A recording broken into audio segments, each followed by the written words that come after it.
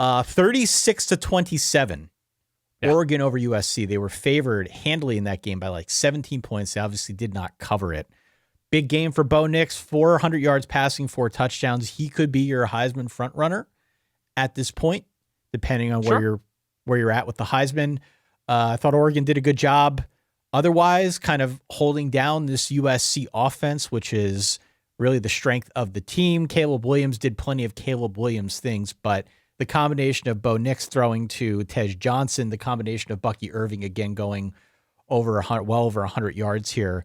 USC's defense was already in shambles given the Alex Grinch dismissal, even long before that. Bunch of injuries heading into the game as well. Injuries headed into that game. So they're definitely a pack it up, pack it in element to, I think, USC as a whole that we can maybe discuss here. But what was your takeaway after that 9-point win at home?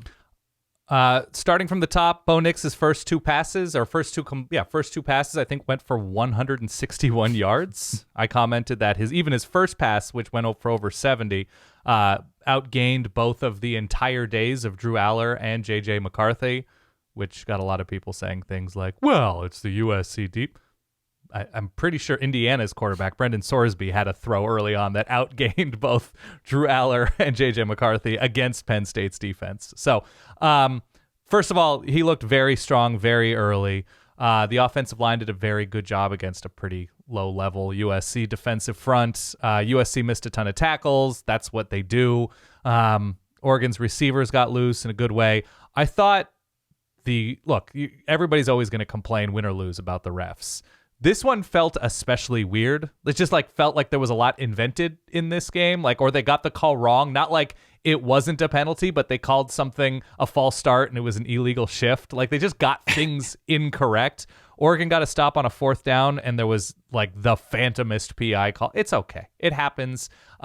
Oregon was the clear better team. The game was never in doubt, it seemed. And the plays that USC was making on offense, it was because Caleb Williams is a magician. It's because, he'd be scrambling and he threw, he had a hook shot of a completion. It's incredible. As he was being sacked for a long gain.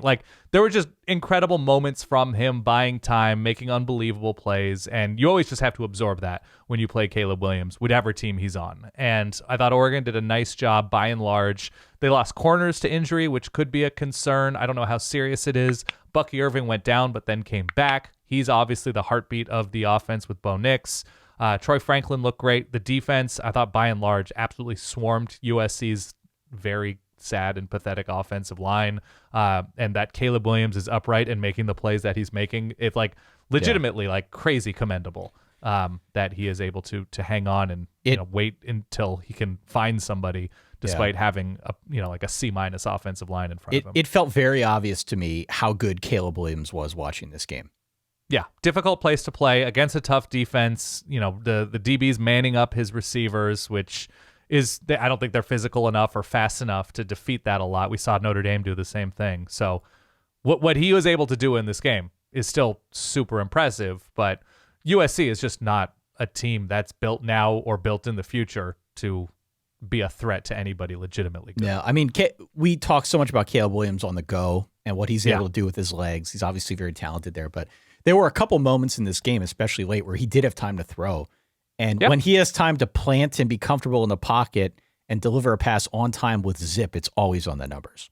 He's really freaking good, and he should be the number 1 pick, and he should come out. I know he's probably going to, but I hope that my Giants get him. I would love that.